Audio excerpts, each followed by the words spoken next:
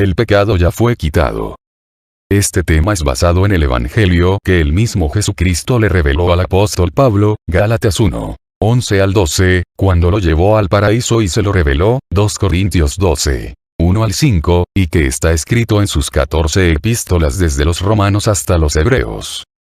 Para explicar este tema lo primero que tenemos que entender es que la maldad y el pecado tienen mucha relación, pero no son lo mismo. La maldad son las obras de nuestra carne, nuestra naturaleza pecaminosa, mientras que el pecado era el poder que tenía esa maldad para acusarnos con Dios.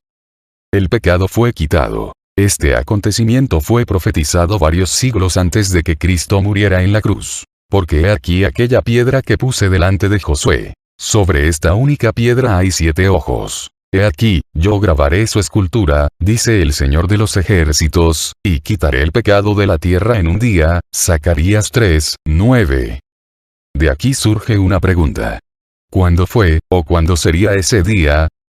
El apóstol Pablo nos responde. De otra manera le hubiera sido necesario padecer muchas veces desde el principio del mundo. Pero ahora, en la consumación de los siglos, se presentó una vez para siempre, por el sacrificio de sí mismo para quitar de en medio el pecado.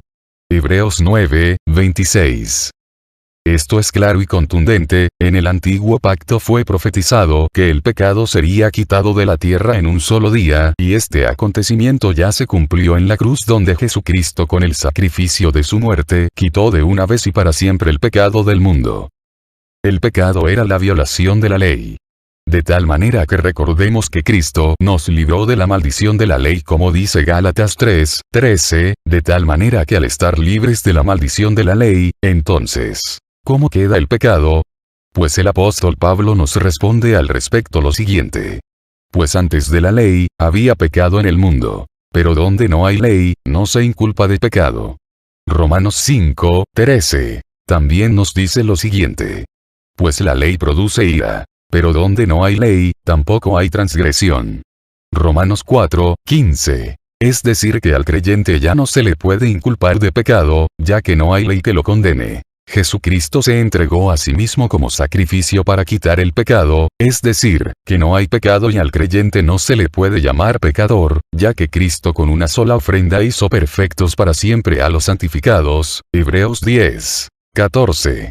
Ahora, en el mundo sí hay maldad, pero estas son obras de la carne como ya lo explicamos anteriormente, Gálatas 5, 19 al 23, el cuerpo contaminado conforme a deseos engañosos, Efesios 4, 22, y al cual nosotros sometemos con el espíritu de poder y dominio propio que Dios nos ha dado a todos, 2 Timoteo 1, 7. El pecado era el poder acusatorio que tenían nuestras maldades, y este poder acusatorio fue quitado en la cruz.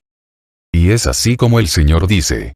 Pues tendré misericordia de sus iniquidades, y nunca más me acordaré de sus pecados. Hebreos 8, 12. En resumen. En el mundo sí hay maldad, pero ya no hay pecado, ya que ese poder acusatorio que tenía nuestra maldad de acusarnos con Dios, fue quitado por medio del sacrificio de Cristo por todos nosotros. Yo soy Claret Lenín Durán Borrero, ingeniero electrónico, autodidacta, investigador en teología. Para más información acerca de este y otros temas te invitamos a visitar nuestro sitio web. redención.galeon.com